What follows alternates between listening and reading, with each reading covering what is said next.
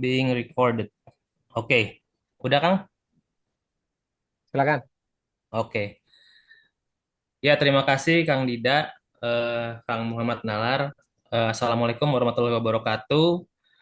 Perkenalkan, saya Insan Praditya Anugrah yang akan memandu diskusi Megawati Institute berjudul Garis Kemiskinan dalam Pemikiran Pendiri Bangsa yang akan dibawakan oleh Kang Muhammad Nalar Al-Khair dari Lembaga Penelitian Sigmapi. Jadi ini dipicu atau yang menjadi pemicu dari diskusi ini adalah kondisi satu abad yang lalu atau 100 tahun yang lalu kurang lebih tahun 1930 ketika standar kemiskinan yang diterapkan oleh pemerintah Hindia Belanda terlampau kecil, yaitu hanya 0,08 Gulden atau setara dengan itu 0,08 Gulden per hari atau setara dengan 2,4 Gulden per bulan setiap orangnya atau setara dengan 1,4 gram emas per bulan. Ketika itu standar ini sudah sangat tidak layak. Dalam kurs saat ini 1,4 gram emas per bulan dapat dilihat dalam kurs saat ini di 2.700.000 rupiah per bulan. Parahnya, Badan Pusat Statistik atau BPS memberikan standar pengeluaran batas bagi kaum miskin di 609.000 per bulan atau 20.000 per hari yang hanya setara dengan 0,3 gram emas. Hal ini berarti setelah 80 tahun merdeka dan hampir 100 tahun dari bangkitnya api perlawanan terhadap ketidakadilan penjajah, kita justru 4 kali lipat lebih miskin daripada era penjajahan. Ironisnya, Indonesia masuk ke dalam upper middle income country yang pendapatan per kapitanya 4.500-an USD atau setara 72 juta rupiah. Namun, batas bawah dari pengeluaran orangnya 1 juta jauh dari negara lain seperti Malaysia. Tanpa berpanjang-panjang lagi, kita langsung saja persilahkan Kang Muhammad Nalar Ar-Khair untuk membawakan materi ini. Kang. Baik, Assalamualaikum warahmatullahi wabarakatuh. Waalaikumsalam. Perkenalkan, saya Muhammad Nalan dari Lembaga Riset Sigmapi ya. Saya izin share screen ya.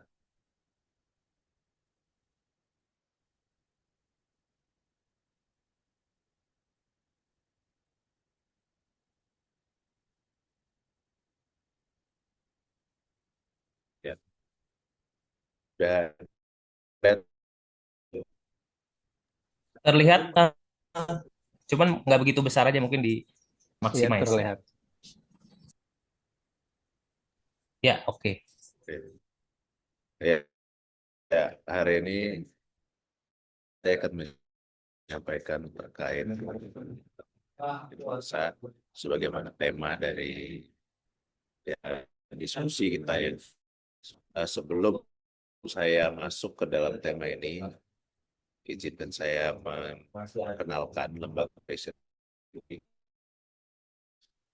Sebenarnya adalah lembaga riset kebijakan yang disesuaikan yang kita bersama teman-teman muda yang lain itu ya kurang lebih persis sebelum 17 Agustus kita yang 15 ya dengan background macam-macam baik background ekonomi, background politik, dan kemudian yang lainnya. Pesan ini memang Sigma P ini fokus dalam rangka menyelenggarakan kajian, bentuknya adalah dokumen-dokumen kajian dan penelitian terkait ekonomi sosial sumber daya manusia, budaya, sumber daya alam yang dideklarasikan dan disampaikan ke publik melalui saluran apapun, baik itu media sosial dan website dan kemudian termasuk juga melalui grup. Nah, di sisi lain tidak hanya ya, Sigmapi juga fokus dalam memberikan pelatihan dari sisi tata kelola risiko baik untuk sektor publik maupun perusahaan. Jadi tidak hanya di bidang kajian dan penelitian, tapi kita juga memberikan pelatihan mengenai tata kelola risiko dan karena memang di sisi lain itu sangat dibutuhkan ya, karena tata kelola pemerintahan, tata kelola negara itu menjadi kunci, itu pula untuk perusahaan yang bukan satu organisasi dengan aturan-aturan yang telah dibentuk. Dari sisi pemerintah ada Perpres 39 2023 mengenai manajemen risiko nasional, sisi lain dari pemerintah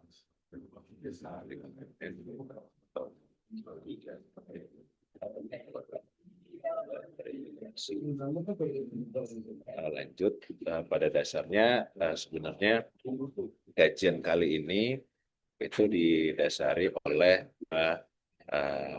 hal ya. Memang sebelumnya saya mau di salah satu media online inilah.com itu artikel yang berjudul 20.000 untuk sekadar itu. Artikel ini memang merespon data-data kemiskinan yang diutarakan oleh Badan Pusat Statistik belum lama sebelumnya, sekitar kurang lebih seminggu setelah tulisan ini naik ya. Itu dan di sana mengungkapkan bahwa garis kemiskinan kita yang baru Maret itu di 9.000 per kita per orang per bulan. Kemudian Sigmapi sebagai lembaga riset juga memiliki kajian terkait menuju standar hidup layak. Jadi mengkaji ulang kemiskinan yang diatur oleh Badan Pusat Statistik yang kita sandingkan dengan garis kemiskinan atau pemikiran-pemikiran para pendiri bangsa dengan konsep hak dasar atau basic right. Itu adalah dasar dari pembahasan malam ini ya, karena tulisan saya sendiri itu beberapa pendiri bangsa terutama ya, tetapi memang tidak secara rigid, secara detail menyampaikan untuk hasil penelitian ini. Yang saya highlight adalah bagaimana pandangan pemikiran bangsa di kala itu di tahun 1932-1933 oleh Bung Karno dan kemudian saya sandingkan dengan kondisi saat ini. Ya, dasarnya itu adalah amanat konstitusi bahwa menurut pasal 27 ayat 2 di situ dikatakan bahwa setiap warga negara itu berhak dan penghidupan yang layak bagi kemanusiaan. Jadi dilanjutkan dengan pasal 28A Undang-Undang Dasar, setiap orang berhak untuk hidup serta berhak mempertahankan hidup dan kehidupan. Dilanjutkan oleh pasal 28C ayat 1, pasal 31 ayat 1. Di sini adalah yang digarisbawahi adalah bahwa ada bahasa kebutuhan yang berasaskan hak. Jadi setiap orang memiliki hak pekerjaan dan kehidupan yang lain. Disitulah yang digarisbawahi bahwa harusnya bagaimana kemudian pemerintah ya, dalam rangka menjalankan negara yang menggunakan negara juga yang dari pajak rakyat itu dapat memenuhi hak-hak dari rakyat sendiri. Jadi tulisan itu sebenarnya pesan bagaimana kemudian negara berikan hak-haknya yang sepatutnya dilakukan oleh rakyat. Bukan hanya dihitung berdasarkan angka-angka yang angka-angka statistik yang kemudian menjadi eh, cukup tidak masuk akal. Nah, tapi di sisi lain saya masuk ya bagaimana kemudian kritik dari penduduk bangsa ini terhadap statistik kemiskinan.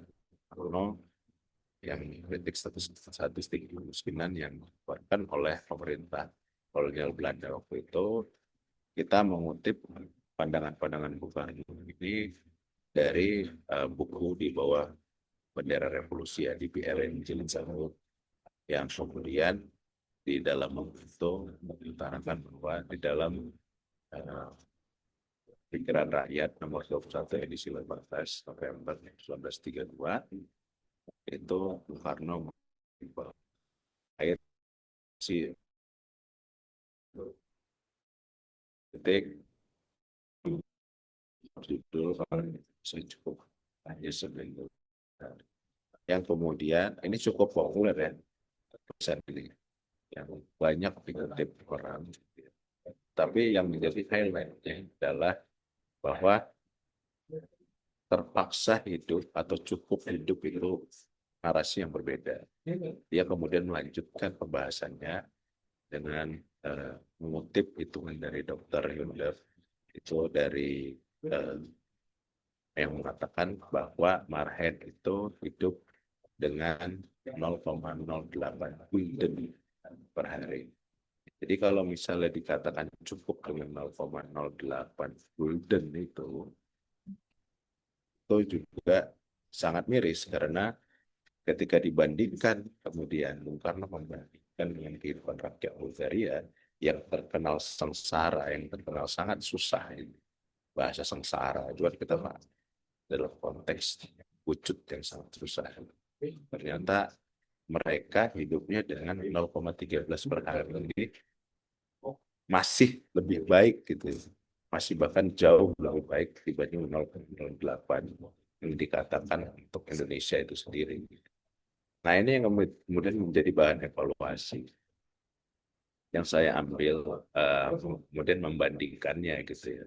0,08 gulden ini, gulden itu kan waktu itu di tahun antara 1920-an sampai akhir 1931, Belanda itu kan menerapkan namanya standar emas. Ya, di standar emas Belanda itu yang saya pakai kemudian untuk memudahkan para pembaca di dalam tulisan saya yang 20.000 sekadar itu memudahkan pembaca untuk membandingkan bagaimana kritik zaman dulu pendiri bangsa itu terkait kesusahan orang gitu ya, yang terhadap statistik kemiskinan itu dengan yang sekarang ya, dikonversi dengan seberapa nilai uang jika dibandingkan dengan emas saat itu. 0,08 per hari ini kan berarti kan konsumsi. Kalau 0,08 ini konsumsi, kita tidak bilang 0,08 ini adalah gaji per hari atau pendapatan per hari, enggak. Karena bahasanya adalah hidup dengan 0,08 per hari. Berarti kalau dikalikan dengan 30 hari ya minimal, itu berarti kan kurang lebih ada 2,4 gulden. Nah, 2,4 gulden ini yang kemudian saya cari referensinya dari artikel atau jurnal dari Cambridge itu yang saya cantumkan juga di tulisan saya, yaitu setara dengan kalau kita konversi setara dengan 1,4. Nah, ini yang kemudian menjadi kritik bagi data kemiskinan BPS, karena BPS mengungkapkan per data kemiskinan, garis kemiskinan kemarin 609.000 per orang per bulan. Jika dibandingkan cukup jauh, 1,4 gram dibandingkan dengan 0,3 gram emas. Jadi justru menurun gitu. Kan kita juga nggak harus orang yang kemudian belajar soal investasi, belajar soal ekonomi. Rasa-rasanya ya mayoritas orang tahu bahwa emas itu adalah pelindung nilai. Jadi nilai real itu sebetulnya ya bisa disetarakan dengan emas. Jadi ternyata jika dikonversi bukannya justru lebih banyak. Jadi harus ya, apalagi misalnya emas kita kan kalau misalnya dibandingkan harga buyback saat tulisan itu kan sekitar 1,8 gram ya, kurang lebih ya. Kalau dibandingkan dengan buybacknya ya, gampang bisa gitu. Kalau kita beli lagi misalnya 1,9 lebih ya, hampir 2 juta. Nah ini menjadi catatan ya buat kondisi saat itu. Nah, yang kemudian ini saya tidak hanya membaca pesan saya, itu juga dari kajian dari lembaga riset kami Sigmas ini sendiri, bahwa kita menawarkan yang namanya performance dari basic needs ke basic rights gitu ya. Alasannya jelas bahwa itu adalah amanat konstitusi ya, karena hak untuk hidup layak. Jadi bukan hanya berdasarkan kebutuhan, itu pun kebutuhannya seperti apa dihitung. Karena kalau kita misalnya mau lebih detail lagi, sebetulnya BPS itu pernah dan rutin dulu, ya. Sekarang saya nggak tahu karena saya nggak melihat lagi itu dilakukan. Tapi bisa dikoreksi kalau saya salah. Terkait namanya adalah kajian kebutuhan hidup layak yang dilakukan BPS. Yang biasanya kajian BPS itu yang kebutuhan hidup layak menjadi dasar dalam penetapan upah minimum. Jadi sampai harga sabun, tentu semuanya dikaji gitu. Untuk kemudian digunakan dalam penetapan upah minimum di setiap daerah. Karena pasti berbeda-beda. Nah, karena di sini juga dari konstitusi, kemudian dari konstitusi itu dijelaskan bahwa negara itu menjamin hak rakyatnya untuk menggunakan diri. Dilanjutkan nih kita juga ulang tahun ya, kita baru saja kemarin 17 Agustus itu merayakan 80 tahun kemerdekaan kita. Nah, ini yang ditawarkan ini adalah dari model perhitungan basic needs yang selama statistik digeser menjadi basic right. Nah, apakah kemudian negara mampu atau tidak, itu kembali lagi pemerintah harus mengkajinya ya. Nah, memang perlu catatan di dalam penelitian ini. Dalam penelitian ini kita tidak mengkaji seberapa kebutuhan atau seberapa besar dana yang dibutuhkan ketika menggeser itu. Karena kita tahu ya dana perlinsos dan segala macam itu cukup besar ya di Indonesia. Apalagi misalnya kalau misalnya kemarin sudah disampaikan tentang keuangan ya, di tanggal 15 Agustus kemarin kalau nggak salah kan soal cuti sedang jadi arahnya adalah bagaimana masyarakat tidak hanya sekedar hidup tadi sebetulnya balik lagi tentang sekedar hidup tadi itu ya, tapi menjadi bagaimana rakyat itu hidup saya. Nah, saya juga mungkin ya, dalam konsepnya Bung Hatta sampaikan apa itu bahagia dan kemerdekaan yang perlu kita highlight karena ini nuansanya kemerdekaan adalah dari apa yang disampaikan Bu itu kemerdekaan itu tidak dilihat sebatas kemerdekaan bangsa dan menjajah, tapi juga kemerdekaan secara individu yang bebas dari segala kegiatan. Nah, di sini sebetulnya mencerminkan kondisi ya, bagaimana ketika merdeka masyarakat itu tidak pusing lagi bagaimana dengan kondisi rumahnya, kondisi dapurnya, gitu ya, kesehatannya, pendidikannya. Tapi kemerdekaan itu tahapan paling tinggi sampai manusia itu kemudian naik Jadi tidak hanya merdeka itu mempunyai jangan. Ini yang jadi kehidupan yang menjadi arah bagaimana ya harusnya negara hadir itu untuk memberikan hak bagi rakyatnya sendiri. Jadi dia menyampaikan misalnya kemerdekaan. Harapannya adalah seluruh rakyat Indonesia itu bisa sejahtera dan bahagia. Jadi semuanya sudah bebas itu. Jadi kemerdekaan tidak hanya cuman ya selesai ditindas oleh bangsa lain. Kalau sekarang justru mereka juga pusing untuk memikirkan besok kita mau makan apa. Banyak sekali, apalagi dengan fenomena yang sekarang PHK masih berlanjut dan kemudian industri juga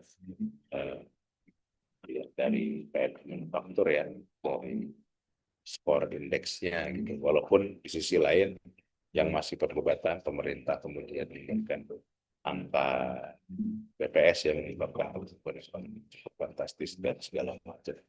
Ya terlepas dari itu, kita coba di sini membandingkan, memperlihatkan sebetulnya metode kemiskinan yang BPS, tapi sebagai catatan dalam penelitian Sigmund ya yang berkaitan dengan hidup layak ini, kami menggunakan data itu untuk tahun 2023 ya dari survei sosial ekonomi nasionalnya BPS. Di basis datanya adalah basis 2023. Nah, di sini kami membandingkan sebenarnya ingin memperlihatkan kalau misalnya kemiskinan BPS itu komponennya apa aja sih? Ini komponen. Dia ada perkotaan sampai sana. Di perkotaan itu makanan itu untuk dari kontribusi dari kebutuhan dasarnya, spendingnya 73,34% itu untuk makanan, sedangkan pedesaan dia lebih besar 76%. Nah, bukan makanan itu di perkotaan 26%, di pedesaan itu 23,8%. Saya ingin mengingatkan bahwa di lapangan cukup banyak saya bertemu bahwa 609.000 itu dianggap hanya oleh makanan gitu. Dengan BPS mengungkapkan enggak, garis kemiskinan itu tidak hanya makanan tapi non makanan. Makanannya itu ada rumah, bensin, listrik, pendidikan, perlengkapan mandi, perawatan kulit, muka, kumpul rambut, jadi perempuan dewasa dan lainnya. Jadi ada komponen-komponen lain, terutama rumah ya. Apalagi untuk perkotaan kan biaya rumah cukup tinggi ya. Jangan dibayangkan semua orang punya warisan rumah gitu kan. Bisa tinggal lebih nyaman. Kan lebih banyak juga orang sewa bensin, listrik, sekolah gitu ya. Banyak sekolah memang yang untuk sekolah negeri udah gratis.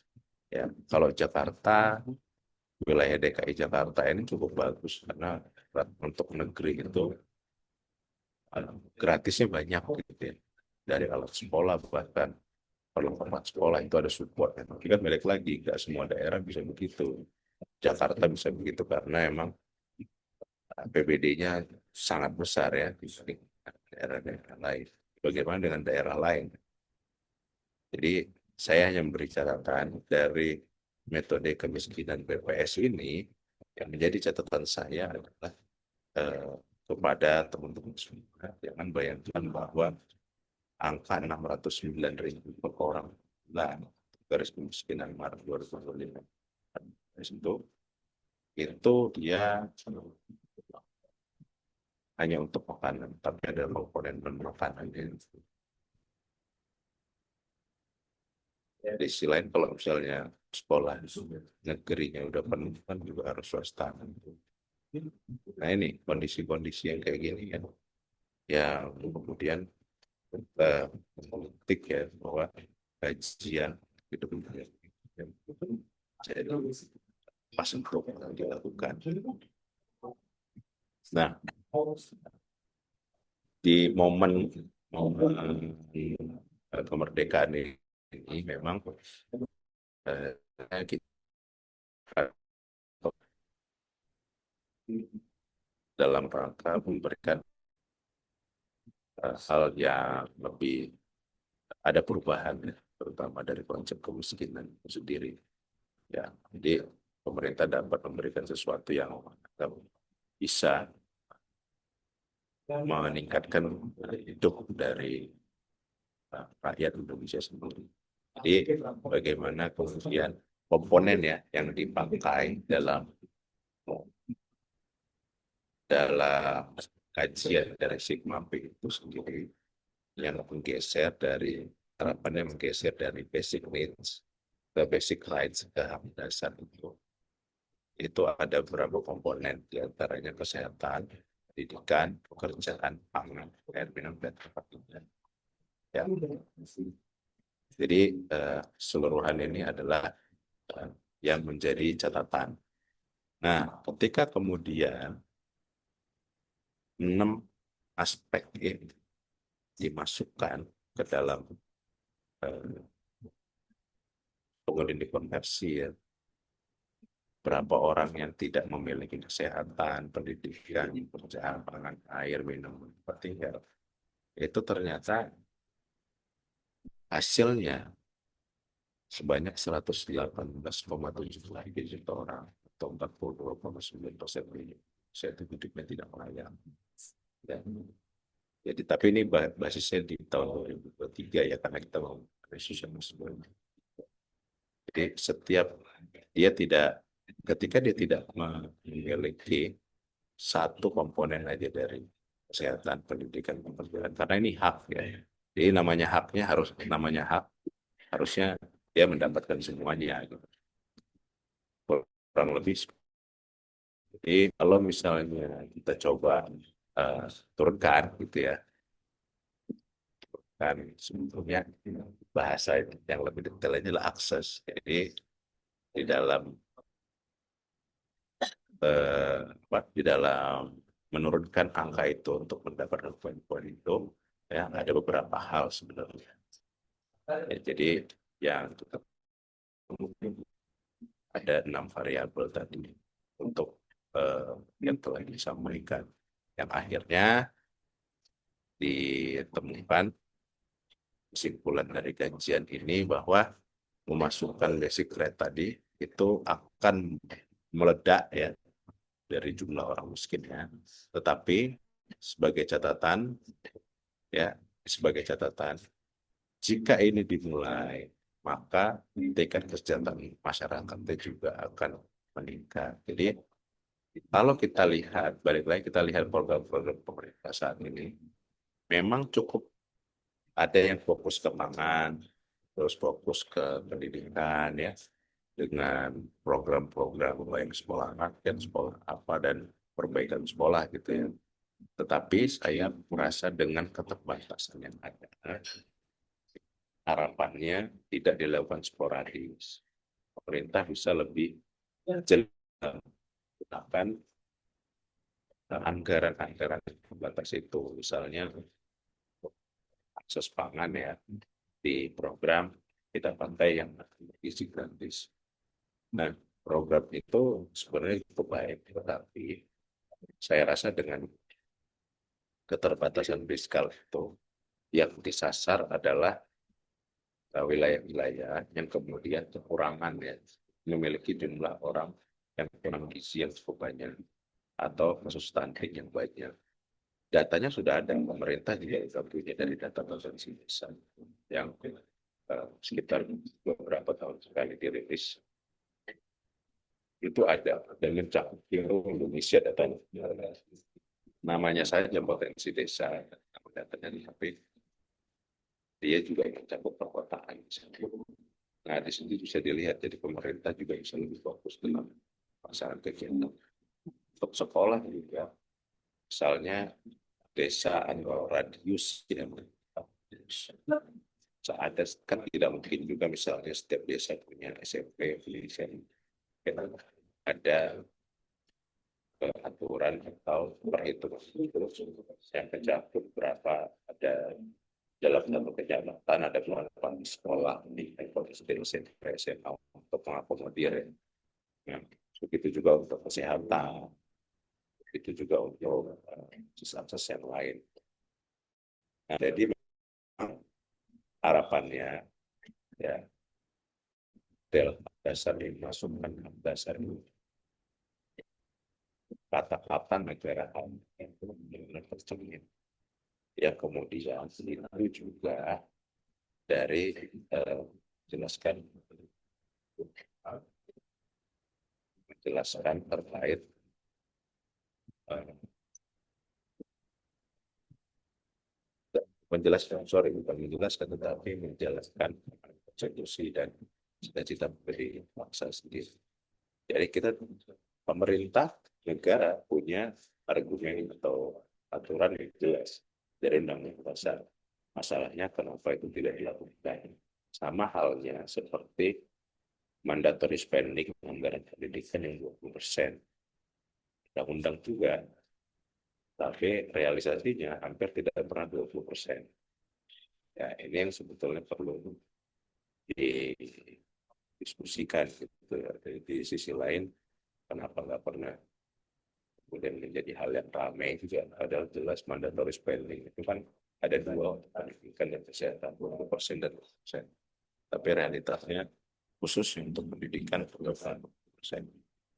Ya, akibat itu kemudian tidak dijelaskan secara gamblang sama halnya seperti data pertumbuhan ekonomi 100%. Masyarakat bisa berspekulasi sepanjang yang tidak dijelaskan baik. Dan apa kemudian masyarakat dengan berspekulasi itu salah ya, salah juga karena pemerintah sendiri yang merilis angka, merilis data, kan mengalokasikan dan menggunakan merealisasikan dan tidak menjelaskan. Nah, dari sisi yang 6 aspek itu ditemukan bahwa pangan dan tempat tinggal itu menjadi perhatian utama karena permasalahan paling banyak itu di sana. Jadi modelnya ketika 6 aspek ini ada satu aja ya, yang tidak berarti dia hidup masih tidak layak.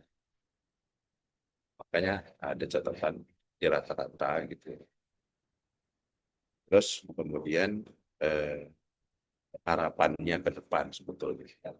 Tapi balik lagi, pemerintah mau atau enggak karena konsekuensinya banyak. Konsekuensinya dari ledakan miskin baik kaya baik. Ketika menggeser ini jadinya sangat banyak miskin yang terlibat.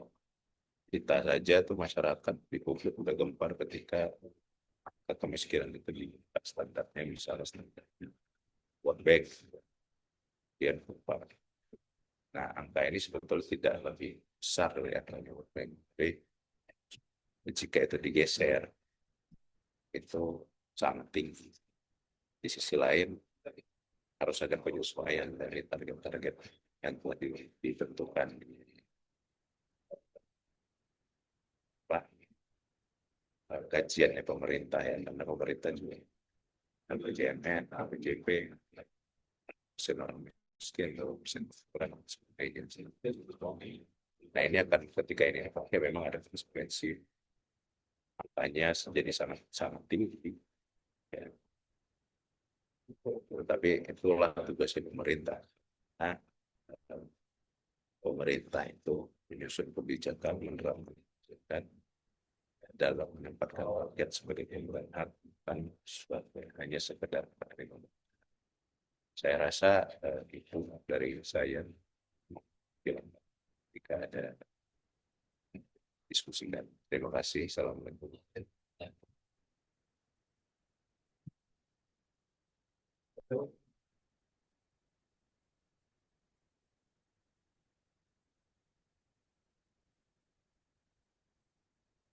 Masih mute itu Mas? Aduh, sorry sorry. Ternyata halo tes, terdengar ya? Tapi mantul suaranya Mas. Ngedouble Oh, ya, sorry sorry. mantul. Ya, terima kasih banyak untuk Kang Nalar atas pemaparannya. Dan saya juga mungkin memberikan tanggapan awal di mana kondisi yang bertepatan dengan 80 tahun kemerdekaan ini memang agak miris, di mana eh, kita sebagai bangsa hanya hasil lepas dari penjajahan identitas, dalam artian opresi dari white supremacy, dari penjajahan kulit putih Eropa terhadap inlander, tapi kita tidak lepas dari penjajahan atas ekonomi, atas sumber daya, dan akses terhadap basic needs tadi, seperti akses tempat tinggal, akses pangan, akses air, pendidikan, dan pekerjaan. Dan eh, saya juga mengutarakan kekhawatiran bahwa dalam 80 tahun Indonesia merdeka ini, saya takut bahwa kita mulai kehilangan arah, karena dulu kita merdeka dengan kritik-kritik sosialisme akan kemakmuran dan kesejahteraan, dan itu dianut oleh seluruh rakyat Indonesia. Namun sekarang tampaknya dari mulai lapisan atas hingga lapisan bawah tidak ada suara yang sama, karena juga sekarang eranya sudah berbeda. Kita sudah tidak punya satu medium yang sama untuk menyamakan narasi. Bagaimana ada macam yang um,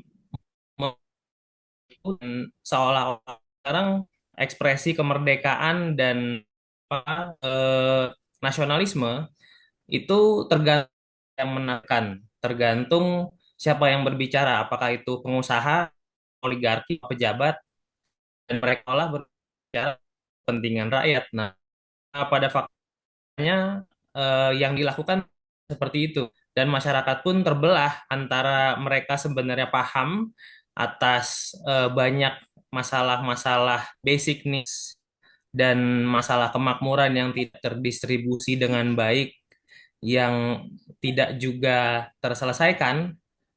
Dan saya juga khawatir bahwa masyarakat bawah ini sekarang tidak memiliki kesadaran atas problem ini, dan mereka akhirnya hanya memanfaatkan momentum kemerdekaan ini sebagai sarana simbolis atau eskapisme simbolis untuk lari dari kenyataan hidup, karena kita tahu bahwa banyak masyarakat sekarang hidup di era prekariat, di era mereka tidak bisa, di mana mereka tidak terserap dalam struktur, di mana pendidikan juga seolah-olah tidak terserap dalam industri. Kira-kira mungkin tanggapan dari saya seperti itu. Mungkin eh, penanya tadi dari Kang Dida ya, Kang Dida bahas ini mengandung motivasi dalam oleh rezim gitu Kang. Mungkin Kang Nalar bisa merespons. Kalau apakah kemudian itu adalah ya yang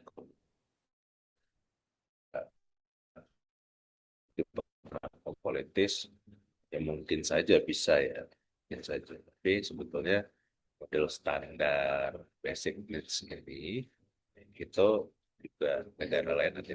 Tapi maksud saya gini, ya ini kan sudah dilakukan bertahun, dan tapi di sisi lain negara pemerintah juga terikat dengan undang-undang dasar. Maksud saya mungkin ada kondisi yang sekarang ini mungkin kita yang realisasi penderitaan, ya penderitaan yang terjadi saat ini itu ya dinormalisasi, bukan hanya yang sekarang. Jadi kritik ini tidak hanya diberikan pada pemerintahan saat ini. Ini waktu pemerintahan sebelumnya juga, di era sebelum Pak Prabowo, ketika Pak Jokowi, ketika bagaimana kemudian teks kemiskinan atau statistik kemiskinan ini disampaikan. Walaupun kalau misalnya kita BPS juga sebetulnya menyampaikan kalau misalnya satu rumah tangga itu kurang lebih isinya 4,7 orang. Nah, kalau dikalikan dengan 609 itu ya kurang lebih kan hampir 3 juta ya. Kemudian eh, pengeluaran per kapitanya. Karena BPS menghitung bukan berdasarkan pendapatan tapi basisnya. Jadi kalau dengan basis satu rumah tangga rata-rata se-Indonesia itu 47 orang, berarti per bulannya kebutuhannya pengeluaran ya Bu. Pengeluarannya khususnya sekitar hampir 3 juta itu sendiri. Ya BPS sempat mengatakan itu, tapi di sisi lain pun kita menggunakan itu apa kemudian fair. Jadi seolah-olah dengan begitu menyampaikan bahwa semua orang, semua elemen yang ada di keluarga itu memang mengkonsumsi. Tapi kemudian di sisi lain konsumsinya kan rata-rata kan anak kecil, orang gede. Oke, Pak BPS punya metode yang eh, cukup inilah ya bisa dipertanggungjawabkan. Tapi di sisi lain untuk yang mendapatkan saya seperti apa? Makanya yang bisa saya adalah tadi kebutuhan hidup layak, angka kebutuhan hidup layak. Biasanya sudah ya kalau misalnya ternyata masih ada, tolong dikoreksi. Nah, saya tidak menjumpai lagi karena itu cukup bagus. Di tiap daerah tentunya punya garis kemiskinan yang berbeda. Itu kan garis kemiskinan nasional. Angka di daerah, tiap daerah itu beda lagi per wilayahnya kan. Karena ya tergantung pengeluaran di daerah itu karena biayanya bisa jadi beda, harga-harganya bisa jadi beda. Nah, itu yang kemudian menjadi berbeda antara yang di daerah dengan yang nasional. Dan dari wilayah itu sendiri yang eh, sebetulnya harapan saya yang bisa adalah walaupun di sisi lain menurut saya dengan basis tadi tentang cita-cita diri kita yang dulu telah mengkritik Belanda, perintah sekarang lebih kejam dari Belanda. Ya, kan? Yang kayak gini-gini harapannya nggak terjadi. Ya, setelah merdeka justru yang menjalankan pemerintahan ketika negara yang merdeka justru lebih lebih tidak manusiawi ya dibanding dengan uh, Belanda pada saat itu.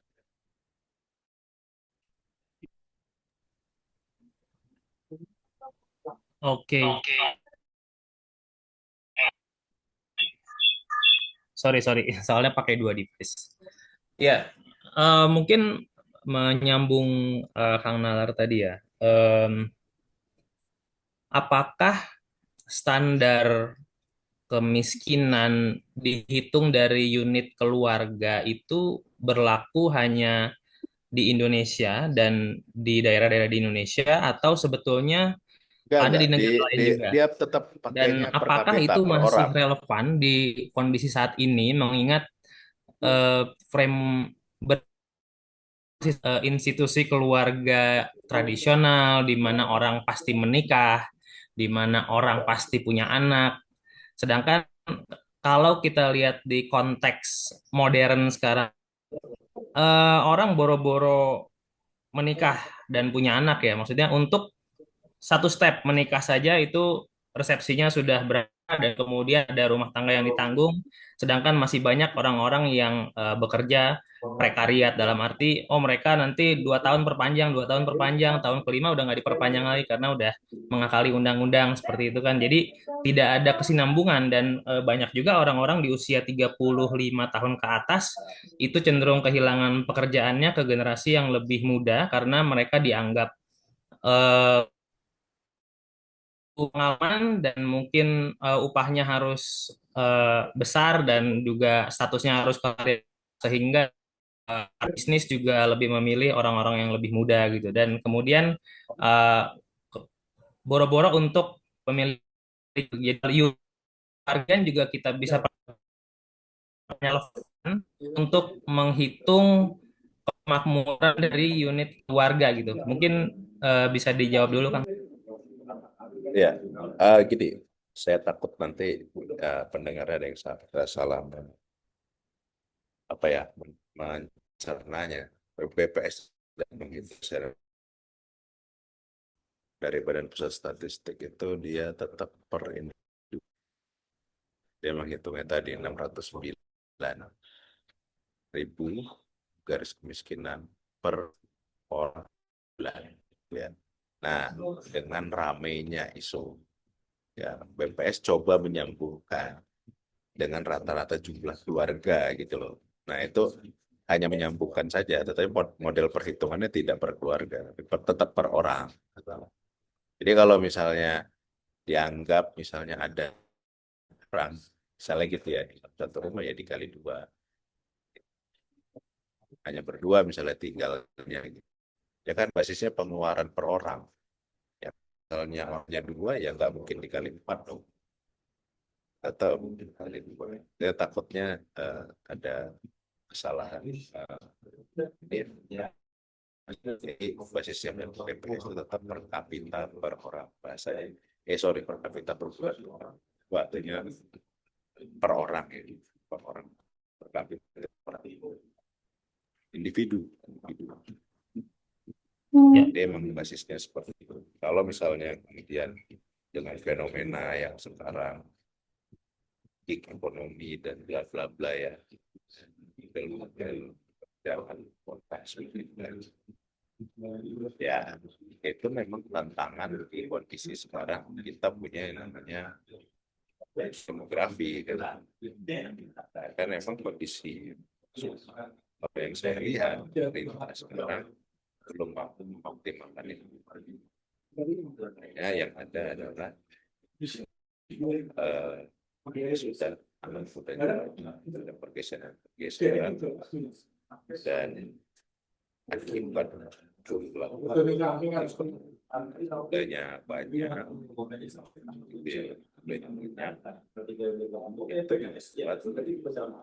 para pemberi kerja itu punya bergening. Nah, kalau misalnya kalian nggak mampu, ya udah kalau lo nggak mampu kita cari yang lain. Yang itu banyak.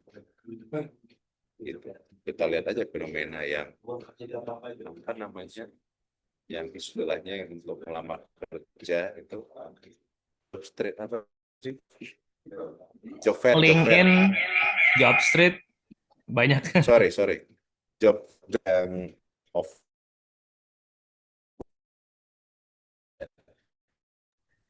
Offline. yang kemudian sampai wah itu chaos gitu kan. Yang di Jawa Barat ya itu eh, yang dibutuhkan hanya berapa pelamarnya begitu banyak gitu kan. Jadi ini kan kondisi-kondisi ya, kemudian PHK masih berlangsung, industri belum jalan.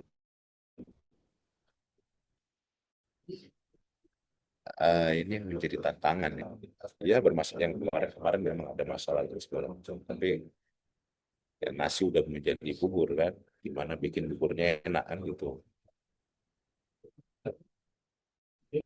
dan arahnya akan ke sana.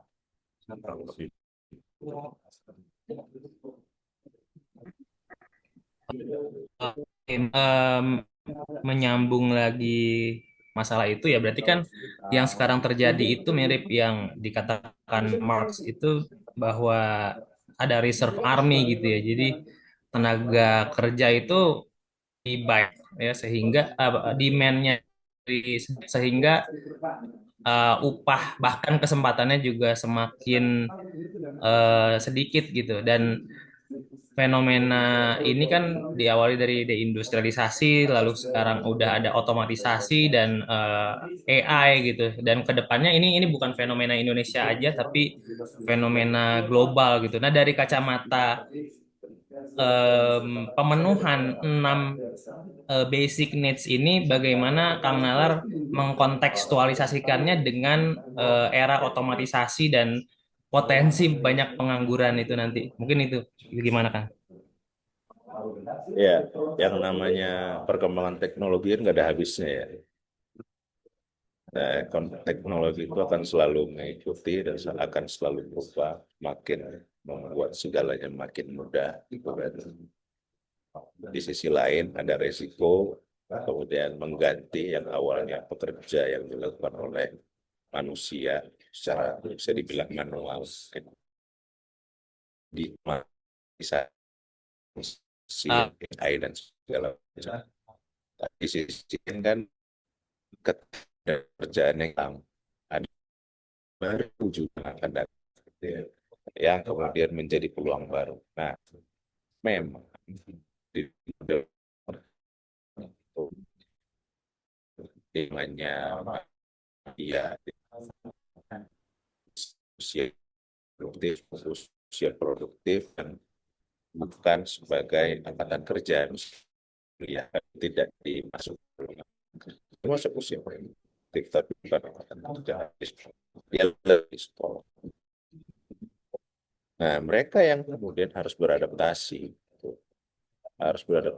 dengan segala macamnya, dengan perubahan teknologinya. Misalnya sampai sekarang aja dengan banyaknya AI, mungkin masih banyak orang yang menolak menggunakan AI dengan idealisme tertentu. Salah apa tidak? Ya monggo aja, gitu. Boleh-boleh saja dengan AI. Tapi di sisi lain, yang menggunakan AI cenderung kemudian dia bisa mempersingkat ya proses bekerjanya. Tapi tetap dalam penggunaan AI itu konsep awal, analisis awal itu tetap diperlukan bagi pengguna. Kalau enggak, ya jadinya jelek. Coba aja gitu ya, yang AI digunakan sembarangan gitu atau secara sangat tanpa knowledge cukup, pasti hasilnya juga nggak bagus. Sama kayak misal zaman dulu, kita kan dulu juga nggak boleh tuh kalau ujian segala macam pakai kalkulator. Ya. Kemudian tapi kan eranya berubah, kalkulator jadi hal yang biasa. Memang ada kekhawatiran mungkin waktu itu ketika ada kalkulator, orang jadi malas ngitung, malas berpikir, ya nambah-nambah kali-kali gitu segala macam. Ya udah pakai kalkulator aja gitu. Tapi kalau knowledge yang cukup dengan sampai rumus evolusi menjadi juga ya sama awalnya banyak masih resisten. Tapi cuma misalnya 3 tahun lagi gitu ya. Namanya teknologi dia akan ada yang baru terus, dan tadi pun memang ada tenaga manusia atau pekerjaan-pekerjaan yang hilang. Tapi juga jangan lupa ada pekerjaan baru juga yang akan tercipta dengan teknologi-teknologi yang baru. Oke. Ini boleh nyambung lagi ya Kang ya. Jadi em, terkait dengan pemenuhan kesempatan kerja dan pendidikan gitu ya.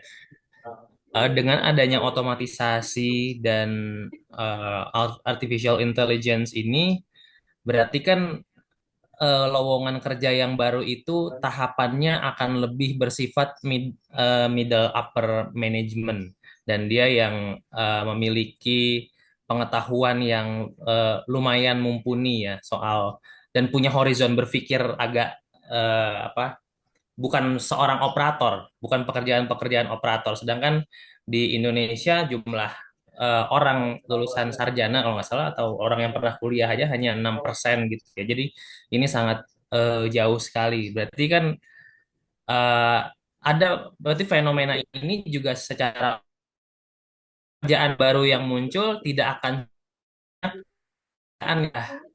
tidak ada karena operasional otomatis yang repet itu sudah, yang paling banyak menyerap pekerjaan itu sudah tidak ada.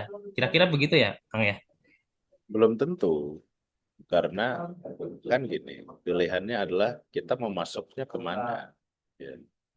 Jadi misalnya kita kita Ya. rasional saja tadi dibilang bahwa pekerja kita rata-rata lulusannya paling SMP gitu ya, rata-rata ya. Mayoritas tuh di situ, untuk paling kebanyakan di SMA. Pokoknya SMA ke bawah nih, gitu. Nah, apa kemudian yang paling cepat bisa dilakukan? Ya kalau saya sih, saya nggak, menurut saya masih relevan apa yang dilakukan Cina zaman dulu. Cina zaman dulu itu sadar bahwa sumber daya manusianya itu nggak bagus dan dan bukan kemudian sok-sokan menutupi itu. Mereka bangun dan industrinya yang padat karya dan jadi didasari oleh standar dari kondisi ya, kondisi skill dari manusianya yang tidak tidak tinggi ya, tinggi sebelah cukup rendah. Kemudian mereka kan kalau dari dulu kita pasti ngerti namanya produk Cina itu kan bentuknya imitasi, ya kan? Dia mengcopy aja, tapi jumlahnya massal, gitu loh. Yang akibatnya bisa menekan biaya produksi macam-macam dari produksi mainan yang kecil-kecil ya, aksesoris sederhana yang kayak gitu-gitu yang nggak butuh skill-skill yang sangat tinggi gitu. Nah, pertanyaannya Indonesia mau nggak melakukan itu? Indonesia ini banyak fokusnya malah ke sektor-sektor ya, sorry itu sih ya, memang bagus sumber daya alam, hilirisasi dan segala macam. Ya, tapi kan barang ini kan ekstraktif. Ya, seberapa banyak sih dampaknya kemudian ke masyarakat industri yang ini memang yang terjadi dia semua itu apa ya manufaktur pasti. Nah, manufakturnya apa itu yang harus eh, di pemerintah yang kemudian harus pikirkan manufaktur apa nih kira-kira. Nah, masalahnya manufaktur yang pun prestasi asing sejauh ini tekstil itu udah mulai tutup Pak. Gimana? Nggak bisa dilihat juga itu dari saingan ini itu segala macam. Memang kalau tekstil kita sebagian besar bahan baku impor dan juga. Nah, itu yang menjadi dilema kita juga ketika industri kita tumbuh, impor kita umumnya naik, gitu. Karena bahan baku atau bahan baku penolongnya, bahan semi setengah jadinya, bahan baku atau setengah jadinya kita impor juga. Nah, itu. Jadi fokusnya tidak dalam rangka membangun industri ini benar-benar fokus. Cina dulu misalnya, kalau misalnya mencoba belajar di beberapa soal sudah segala macam. Investor membangun misalnya jaringan listrik atau apapun itu dari luar boleh, tetapi ketika melaksanakan pekerjaan harus melibatkan minimal satu perusahaan lokal yang bisa itu dilakukan transfer knowledge dari investor itu yang punya teknologi pengetahuan itu diserap sama pemain lokal Cina sendiri. 3 tahun kemudian udah yang main di sektor itu bukan orang luar lagi tapi orang Cina sendiri. Mereka melakukan itu.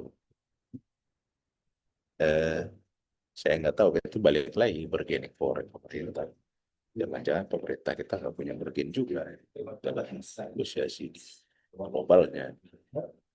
Itu juga menjadi masalah lain lagi kan. Kalau udah punya bergen, aduh, susah juga Pak. Ya kemarin tarif Trump dan segala macam. Itu sih. Iya.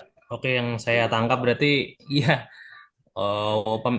willingnya pemerintah untuk kemudian melibatkan satu ekosistem industri yang terintegrasi, yang melibatkan seluruh komponen masyarakat dari hulu hingga hilir itu ya kadang-kadang tersangkut masalah geopolitik, masalah power relations antara negara kuat dan negara lemah kayak gitu-gitu ya. Dan mungkin ada tanggapan dari Kang Dida ini, standar kemiskinan menurut Bung Nalar itu idealnya seperti apa? Mungkin bisa dijawab, Kang. Ya, kalau misalnya balik ke kajian kita, ya tentunya tadi ya, yang 6 aspek itu ya, 6 aspek itu sebenarnya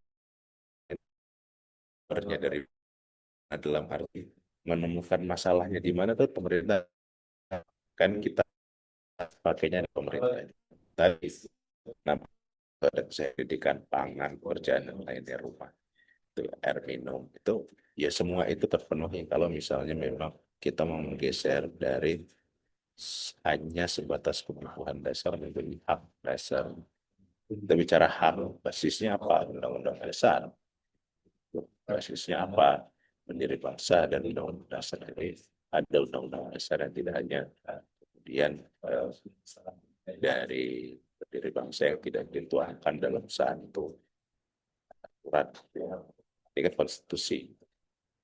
Katanya negara konstitusi yang harus diikuti, harusnya aturan. Memang ada keterbatasan.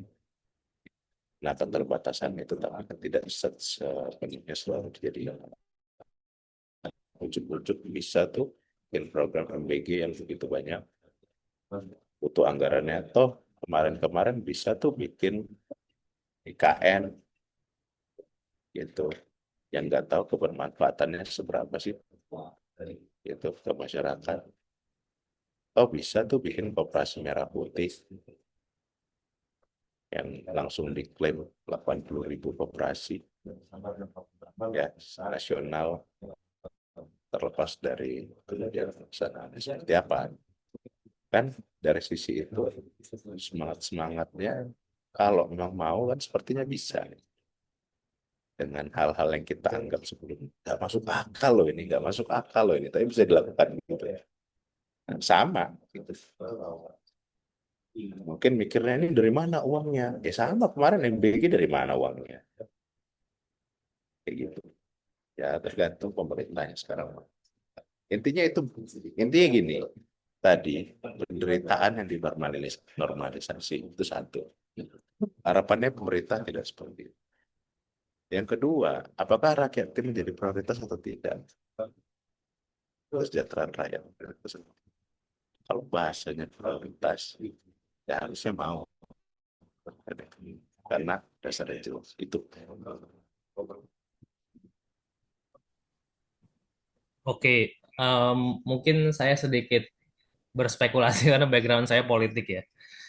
Boleh nggak kita bicara bahwa setiap proyek ekonomi pemerintah sekarang atau upaya-upaya yang diklaim dapat eh, memboosting ekonomi, memeratakan pendapatan, menciptakan kesejahteraan rakyat itu sebetulnya tidak didasarkan pada kajian teknokratik, tapi lebih kepada kepentingan elit dan situasi global. Mungkin bisa direspons, Bung Nalar. Kalau saya melihatnya bukan begitu, bahwa hal ini adalah janji politik gitu ya, karena waktu kampanye kan. Waktu kampanye kan diomongin soal MBG lah terutama yang paling kencang. Kelihatannya jadi politik dan itu kan dalam visi misinya ketika mencalonkan diri, which is terkait programnya mungkin nggak ada masalah, tapi bagaimana eksekusinya tadi saya bilang, dan data yang ada dan sporadis, padahal kita juga tahu ada keterbatasan fiskal gitu ya. Nah, itu yang kemudian menjadi cadangan. Nah, saya rasa semua hal perlu yang namanya kajian tadi, teknologi tadi seperti apa. Saya nggak tahu. Sampai hari ini kelihatannya saya nggak melihat di study itu. Ya, secara gratis yang berubah jadi gratis kan. Saya nggak tahu itu masih study di mana. Masih berapa? Seperti apa? Selain ini ada apa ini dari sisi ekonomi yang baru. Kalau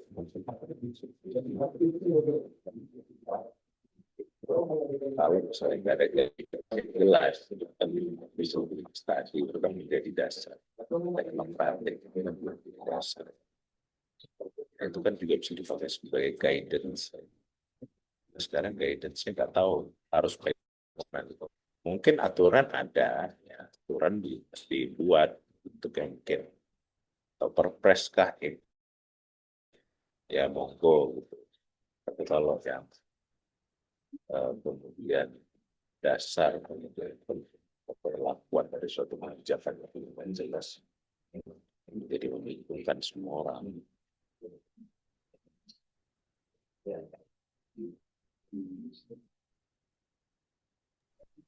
Iya, eh, baik.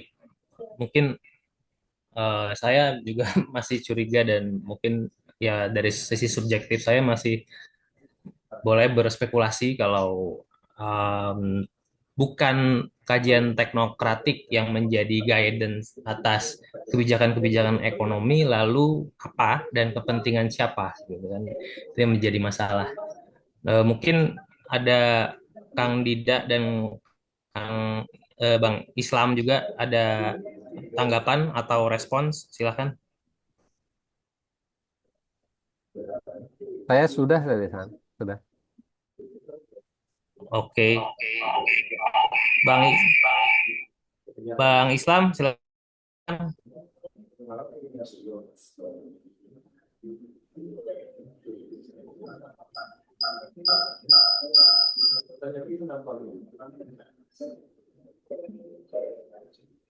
Oke, kata Bang Islam lanjut nih. Ini kayaknya lebih banyak yang meminta diwakilkan. Tapi di sisi lain juga mungkin tadi sudah banyak yang sudah kita bahas ya. Mungkin kita meminta semacam closing Bung Nalar tentang ini.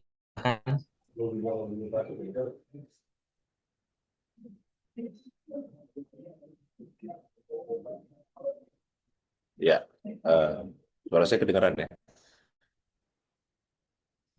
Ya, Saya aman. Terdengar. betul. Oke. Sebenarnya di harapannya ya, kemudian di usia kemerdekaan ke-80 ini, harapannya masyarakat rakyat itu sudah tidak hanya disajikan dengan seremoni-seremoni, tapi tindakan yang benar-benar memastikan masyarakat untuk bisa hidup dengan layak dan bermartabat. Jadi bukan hanya sekedar untuk bertahan hidup.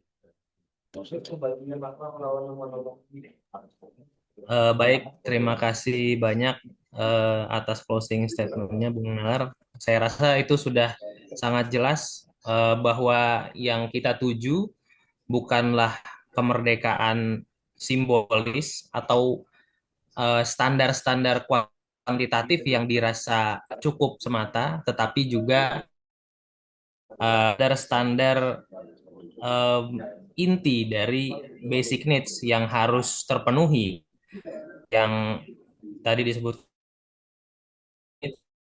itu tempat tinggal, akses Sorry, kesehatan, pendidikan, dan pekerjaan yang semakin hari semakin sulit karena ketersediaannya juga semakin langka. Saya berharap pemerintah dapat bersama-sama dengan kalangan akademia ataupun lembaga-lembaga riset Sigma untuk mendorong arah kebijakan lebih terarah sehingga kebijakan itu bukan didasarkan atas kepentingan kelompok tetapi atas kajian objektif yang dapat membawa masyarakat ke arah yang lebih baik.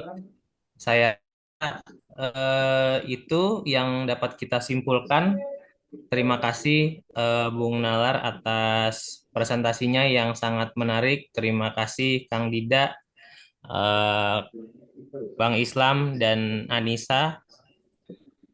Mungkin kita akan bertemu lagi pada kesempatan berikutnya dan diskusi-diskusi berikutnya.